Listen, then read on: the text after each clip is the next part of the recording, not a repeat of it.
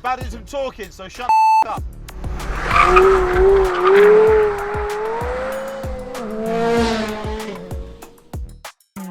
Right, Carrera GT, not been in one of these for a while. I went on the launch in 2004, but I've not really driven one in anger for a while. Ascari's a little bit damp this morning, so we thought we'd give it a go and show the thing moving around a bit and see what it's like. They're notoriously leery, these. It's on the new Cup 2 tyre, but it's got standard suspension. I've had a little go, frankly, terrified. So I'm going to film myself, for your benefit, being terrified by Carrera GT.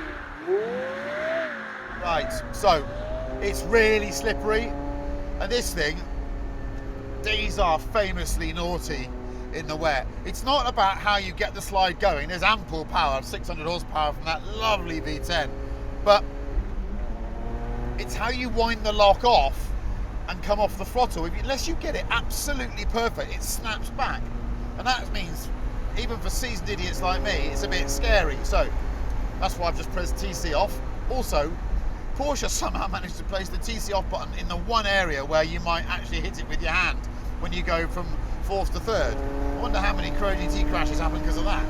Anyhow, fourth, third. So you watch what happens here. I'm going down here. I'm not really trying here at all. If I come into this right-hander and just back it in.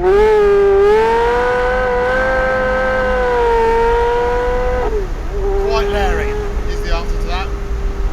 I mean, I'm just sort of tippy-toe. There's that sort of nervous moment when the car's almost sliding.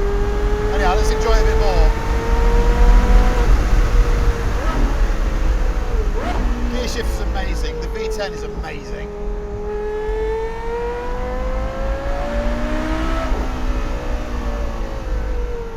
Again, traction you think would be like mega, but it wants to slide everywhere.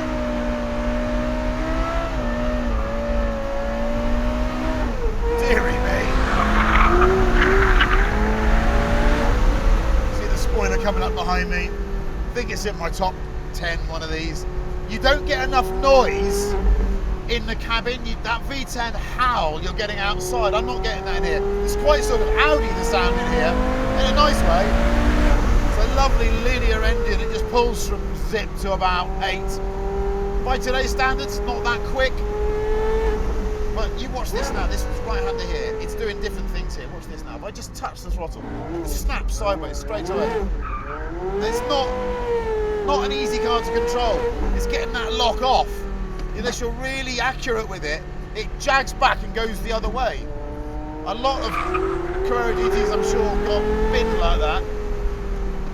But it's a simple car, and it's such high quality.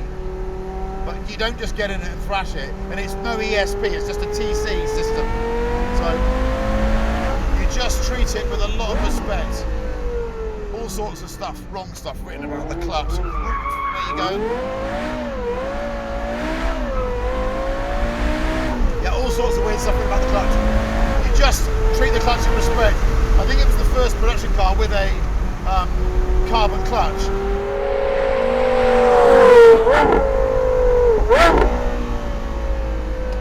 Brakes are superb. Doesn't feel heavy. It's got lovely hydraulic steering as well. Great feel. Does it feel like a really supercharged, super duper Boxster?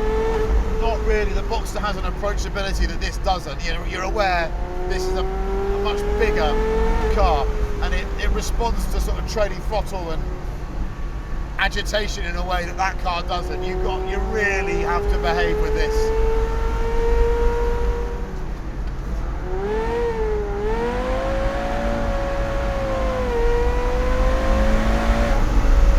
Oh, there you go then. Bit of CGT.